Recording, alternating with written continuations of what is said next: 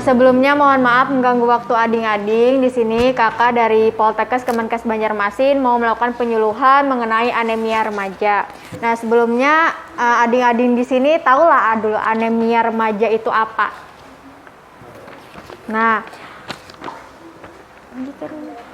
jadi anemia itu tuh adalah suatu keadaan di mana jumlah sel darah merah kita itu atau disebut dengan HB itu kurang dari normal, yaitu kurang dari 12 gram. Nah biasanya kalau kadar HB kita di bawah 12 gram per DL itu dikatakan anemia. Nah di situ bisa dibaca dari lembaran yang dibagikan, di situ ada beberapa pengetahuan tentang anemia. Nah, jadi untuk tanda-tanda terjadinya anemia pada diri kita itu yang pertama ada 5L, yang mana ada lesu, lemah, letih, lelah, dan lunglai. Kemudian juga sering mengeluh, pusing, dan matanya berkunang-kunang. Biasanya kan kita pusing, matanya kayak berkunang-kunang, kayak melayang-layang gitu. Nah, itu adalah salah satu tanda dari anemia.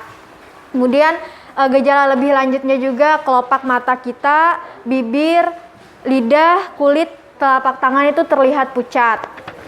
Nah selanjutnya penyebab anemia ini ada beberapa nih penyebab anemia.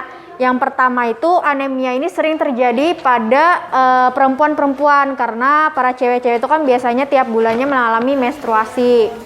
Kemudian juga seringkali menjaga penampilan nih biar bodinya goals gitu. Jadi biasanya kan membatasi konsumsi makanan, jadi kayak kurang gitu kan konsumsi gizinya.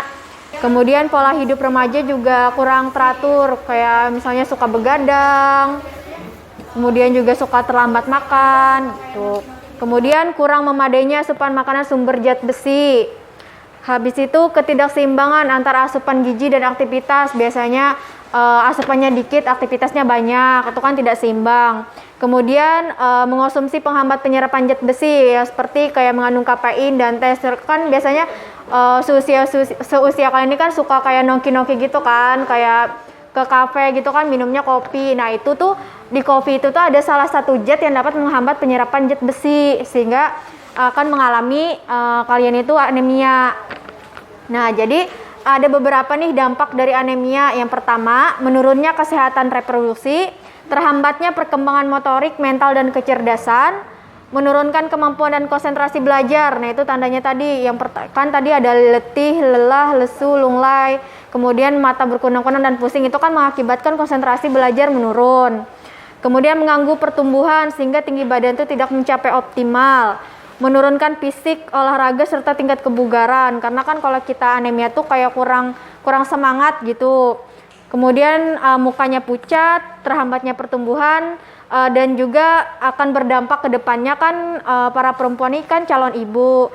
Nah, jadi nanti tuh kalau mengalami anemia pada remaja di sini tuh dia akan beresiko saat kehamilan nanti dan melahirkan pendarahan bahkan kematian. Nah, di sini ada nih nutrisi untuk mencegah anemia. Yang pertama, mengonsumsi bahan makanan yang tinggi zat besi seperti kayak daging, ikan, ayam, hati, dan telur. Kalau untuk sayur-sayurannya seperti kayak mengandung vitamin C juga seperti daun katuk, daun singkong, bayam. Kalau buah-buahan ada jambu, jeruk. Nah, itu sangat bermanfaat untuk meningkatkan penyerapan zat besi. Setelah itu juga mengurangi tadi penghambatan penyerapan zat besi seperti kayak mengonsumsi kopi dan teh. Kemudian juga rutin mengonsumsi tablet tambah darah seminggu sekali. Nah, nanti ada dibagikan tablet tambah darah yang mana kalian itu dianjurkan mengonsumsinya 1 minggu 1 tablet, 1 minggu sekali gitu. Itu untuk pencegahan agar tidak mengalami anemia pada remaja. Nah, mungkin itu aja yang dapat kakak sampaikan. Walaupun dari adik-adik yang kurang paham atau bingung bisa ditanyakan.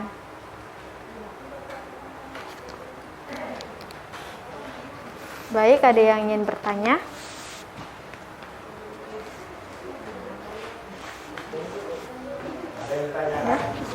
Ya. Baik, ada?